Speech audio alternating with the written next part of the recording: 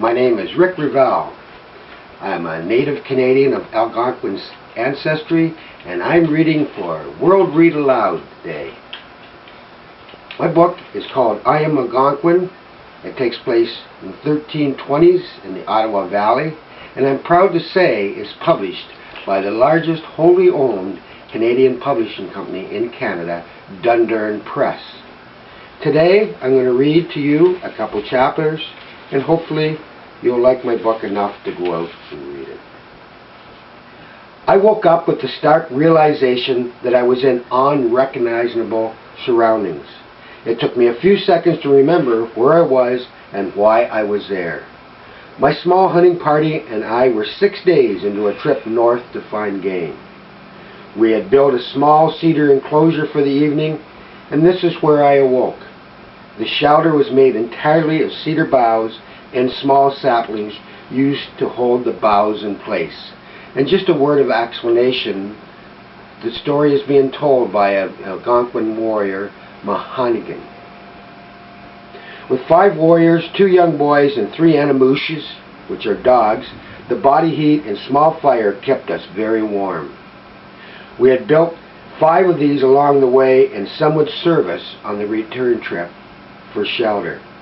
The winter was starting out to be one of hunger for the Amawini, which are the Algonquins. Very little snow made the hunting of the moles, moose, and the Wawashkishi deer difficult for us. Without deep snow to slow the animals down and tire them out, we were having a grueling time trying to hunt them with our lances and arrows. The decision had been made among 5 family units that we would each provide a hunter to go in the direction of Kabonaka, god of the north wind, and the land of the Nipissing to find game. There the snow would be deeper and the game would not escape us as readily. In the summer, all the Algonquin family units come together and hunt, fish, collect berries, nuts, and fruit, and live in a large village. This is to provide protection against our enemies, who find it easier in the summer to raid, and it gives us a chance to trade and plan for the future. In the winter, we must split into the smaller family units because many of the animals have gone to sleep in their dens, and the ice covers the lakes and streams, making the fish hard to get to. With the smaller family units, we ensure that we won't overhunt an area, whereas a larger village would decimate the game in no time. This winter, though, the snows were late and my people were starting to feel hunger pains. A scarce diet of vegetable, squirrel, and waboose rabbit did not keep the hunger at bay for long. If we had to eat our berries and other reserves without the meat we needed, starvation would not be far behind. After waking, we started on our way. It was very cold, and the sundogs were warning us of colder weather.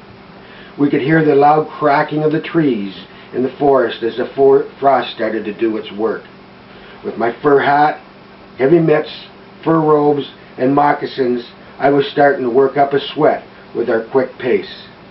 However, my face could feel the sharpness of the Kibonkanaka's breath, and I would soon have to put a scarf of Ajadamo across my face. My companions were all bundled up like myself, and we carried our lances in our hands, using them for support in the rough terrain. Our bows were slung over our backs with our arrow quivers, as well as our agamat, which are snowshoes that we used for the deep snow. Our knives and clubs were tucked into our leather belts. My 2 brothers, Kag, which is porcupine in Algonquin, and Wagoosh, which is fox, were with me. Kag was a fierce warrior and had a dent in his head from a Haudenosaunee Iroquois war club from many years ago. The wound had long since healed, but he still suffered at times from unexplained head pain. My other brother was younger than Kag and me. Wagoosh was a good tracker and hunter, but he had yet to be tested in battle. The other 2 hunters were married to our sisters. Moose was a large man who carried 3 lances and no arrows. Mones lost his 2 fingers on his right hand next to his thumb in a battle with the Nipissing. Without these fingers, Mones could not draw a bowstring, but he was very expert with the lance in war and hunting. The last hunter, Magua, Bear always walked as the rear guard of our column and was forever vigilant. Magua was not from our tribe, the river people. He was from the Saganangawak people of the lake. Magua was the eldest and a veteran warrior and hunter. Also with us were Keg's twin sons, who were close to leaving their childhood and had not yet been given a warrior's name. They were Agwingos, which is chipmunk, and Esteban, raccoon. Agwingos and Esteban were responsible for collecting firewood, tending the fire, looking after the dogs, and learning all they could. The dogs were brought along to help run down any game we found, to guard the camp, and to help carry back what we had killed using a travois, and when we had enough for our needs. As a last resort, the dogs were also used for food if our hunt turned out to be unsuccessful.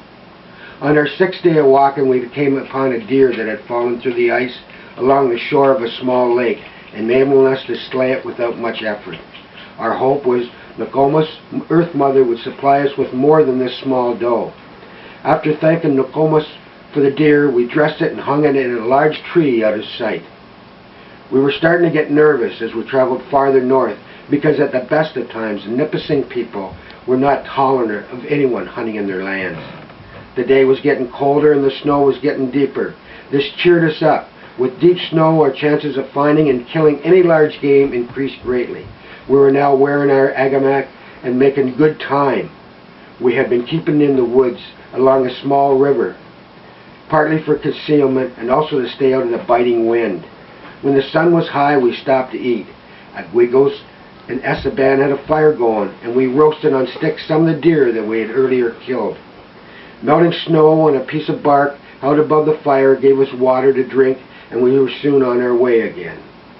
Soon after our departure, the dogs got a scent of something, and Wagushfa from fresh signs of a big Ayala Mons Bomus. This large animal would sustain our families for a long time. We picked up our pace, and the dogs were running and howling with the excitement of the hunt. Agwigos and Esteban were straining to keep up with us, and we soon came out into a clearing where fires years ago had destroyed the trees. There we saw that the moose was struggling to get through the entanglement of downed trees and deep snow. The large Miskino Eye Anamush, the red dog, had him by the rear leg, and the moose kicked him off a couple of times before the other two dogs reached the prey. Both went for the moose's head. The smallest of the three was clamped onto the nostrils, and the bull was violently shaking his head and bellowing, trying to disengage him. The more the moose shook, the deeper the piece of Anamush with the small dog clamped onto the nostrils. The small dog was covered with blood and froth from the bull. The Bavnagadagawa Anamush, which is a white dog, had been caught by the large antlers and was thrown about 25 feet by the massive neck strength of the animal. As she hit the ground, a large gush of air could be heard leaving her body, accompanied by a shrill yelp. The dog was up immediately, rushed by the bull, and clamped in onto the large neck with a renewed viciousness. The snow around the big bull and the dogs were red with blood from the four animals. The sound of the dogs barking and the moose bellowing threw bumps into my skin. There was nothing like the thrill of a hunt to make me feel like my blood had been given a sudden rush through my body. Mons was running ahead of the rest of us towards the death struggles of the dogs and moose. In quick succession, he hurled two of his lances into the back of the bull. We loosed our arrows, and the big moose started to falter. With the dogs upon him, the lances, and 10 arrows around him, he was on his knees. He was still bellowing and fighting off the dogs, but his lifeblood was slowly leaving him. By now we had drawn our clubs. Avoiding his huge swinging antlers, we started hitting him on the head, crushing his skull. Within minutes, the huge animal let out of a sudden rush of air from his lungs, causing blood to run from both his nostrils and mouth. This was his final act. We all thanked Nokomis for this gift to her children and started cutting. The warmth of the bulls inside after we had started to butcher him helped keep our hands warm. The dogs were rewarded with the intestines, and Mons was given the heart. And he was the first to strike. Gag and I worked on cutting around the head and legs to peel off the hide. at Gwingos and Esteban were given the job of removing the lances and arrows from the carcass. They also had the job of cutting the horns off, which would be used to make fish, hooks, arrow, and lance heads, and other weapons. The women would also make utensils out of the huge rock. Our people would use every piece of meat, bone, and hide that we could carry back from this giant of the forest. Wagush and Magua had gone into the woods to cut small trees down so we could make Pimanat